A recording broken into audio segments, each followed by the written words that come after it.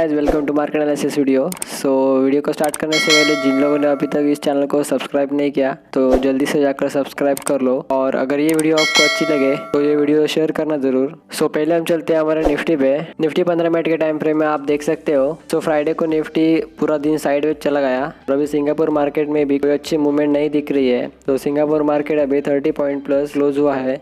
Monday को Nifty इसी zone में ओपन हो सकता है। अगर मंडे को यहाँ से ओपन होकर ऊपर जाता है और ये पिछले दिन के हाई को ब्रेक करता है तो ऊपर की तरफ हमारा पहला टारगेट बनता है। ये ऑल टाइम हाई है। अगर इसको ब्रेक करता है तो बैंक निफ्टी की तरह निफ्टी में भी हमें एक ऊपर की तरफ हमें नए लेवल्स देखने को मिल सकते हैं। यहाँ से ऊपर की तरफ पिवट्स पॉइंट को यूज करके ऊपर की तरफ अपने लेवल्स बना सकते हो। और अगर मंडे को निफ्टी इस जोन में ओपन होकर यहाँ से नीचे गिरता है तो नीचे की तरफ हमारा पहला सपोर्ट बनता है ये दिन का लो। अगर इसको ब्रेक करता है तो नीचे की तरफ हमारी शॉर्ट की एंट्री बनती है, तो नीचे की तरफ हमारे दो सपोर्ट्स और टारगेट बनते हैं। तो इसके बाद हम चलते हैं हमारे बैंक निफ्टी पे। बैंक निफ्टी 15 मिनट के टाइम फ्रेम में आप देख सकते हो।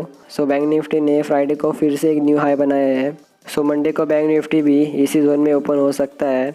अगर मंडे को यहाँ से बैंक निफ्टी ओपन होकर ऊपर जाता है तो ऊपर की तरफ हमारा पहला रेजिस्टेंस बनता है ये। अगर इसको ब्रेक करता है तो ऊपर की तरफ हमारा अगला टारगेट बनता है ये ऑल टाइम हाई। अगर इसको ब्रेक करता है तो ऊपर की तरफ नए लेवल्स देखने को मिल सकते हैं। और अगर बैंक निफ्टी मंडे को इस जोन में ओपन होकर यहाँ से नीचे गिरता है तो नीचे की तरफ हमारा पहला सपोर्ट बनता है ये। अगर इसको ब्रेक करता है तो नीचे की तरफ हमारी शॉर्ट की एंट्री बनती है, तो नीचे की तरफ हमारे दो सपोर्ट्स और टारगेट बनते हैं। ये थी हमारी निफ्टी और बैंक निफ्टी की लेवल्स। अभी हम चलते हैं हमारे स्टॉक के ऊपर। मंडे के लिए हमारा पहला स्टॉक है आईटीसी। 15 मिनट के टाइम फ्रेम में ऊपर की तरफ से एक रेजिस्टेंस ले रहा है और नीचे की तरफ से एक ट्रेंड लाइन को फॉलो कर रहा है। ये असेंडिंग ट्रायंगल बना रहा है। अगर मंडे को या आने वाले दिनों में ये ऊपर की तरफ ब्रेकआउट देता है तो ऊपर की तरफ हमारे दो टारगेट बनते हैं, और अगर नीचे की तरफ ब्रेक करता है तो नीचे की तरफ हमारे दो टारगेट बनते हैं। इसके बाद हम चलते हैं हमारे अगले स्टॉक के ऊपर। हमारा अगला स्टॉक है लुपिन। 15 मिनट के टाइम फ्रेम में 5 दिन से एक बॉक्स पैटर्न में कंसोलिडेट हो रहा है। अगर मंडे को या आने वाले दिनों में इस बॉक्स को ऊपर की तरफ ब्रेक करता है तो ऊपर की तरफ हमारे दो टारगेट बनते हैं, और अगर इस बॉक्स को नीचे की तरफ ब्रेक करता है तो नीचे की तरफ हमारे दो टारगेट बनते हैं। इसके बाद हमारा अगला स्टॉक है कोल इंडिया। 15 मिनट टाइम फ्रेम में एक मदर कैंडल के अंदर चल रहा है। अगर मंडे को या आने वाले दिनों में इस मदर कैंडल के हाई को ब्रेक करता है तो ऊपर की तरफ हमारा पहला टारगेट बनता है ये, और अगर इसको ब्रेक करता है तो ऊपर की तरफ जो इसने बड़ी गैप बनाई है ये गैप फिलअप करने की कोशिश करेगा, तो ऊपर की तरफ हमारे और दो टारगेट बनते हैं। और अगर इस मदर कैंडल के लो को ब्रेक करता है तो नीचे की तरफ हमारे ये दो सपोर्ट्स और टारगेट बनते हैं। इसके बाद हम चलते हैं हमारे अगले स्टॉक के ऊपर। हमारा अगला स्टॉक है JSW steel limited. JSW steel 15 minute के टाइम फ्रेम में ये एक अपने रेजिस्टेंस के पास है। अगर मंडे को या आने वाले दिनों में इस रेजिस्टेंस को ब्रेक करता है तो ऊपर की तरफ हमारे दो टारगेट बनते हैं, और अगर इस रेजिस्टेंस से यू टर्न लेकर नीचे आता है तो नीचे की तरफ हमारा पहला सपोर्ट बनता है ये, और अगर इसको भी ब्रेक करता है तो नीचे की तरफ हमारे और दो सपोर्ट्स और टारगेट बनते हैं। ये थे हमारे मंडे के लिए इंट्राडे स्टॉक्स। तो अभी हम चलते हैं हमारे स्विंग स्टॉक पे, पर उनमें से कुछ stock swings plus intraday stock भी है, तो वो स्टॉक भी देखते हैं। तो हमारा पहला स्टॉक है HDFC 1 आवर टाइम फ्रेम में इसने डबल टॉप किया है और ये एक एम पैटर्न बनाने की कोशिश में है। ये आप वन डे के टाइम फ्रेम में देखें तो एम पैटर्न सही दिख रहा है।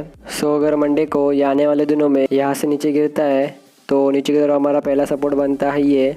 अगर इसको ब्रेक करता है तो नीचे की तरफ हमारा अगला सपोर्ट बनता है ये, और अगर इसको भी ब्रेक करता है तो नीचे की तरफ हमारे और दो सपोर्ट्स और टारगेट बनते हैं। और अगर यहाँ से ऊपर जाता है और इस रेजिस्टेंस को ब्रेक करता है तो ऊपर की तरफ हमारे ये दो टारगेट बनते हैं। इसके बाद हम चलते हैं हमारे अगले स्टॉक के ऊपर। हमारा अगला स्टॉक है Bosch limited. Bosch 1 hour time frame में आप देख सकते हो ये एक reverse head and shoulder pattern बनाने की कोशिश में है।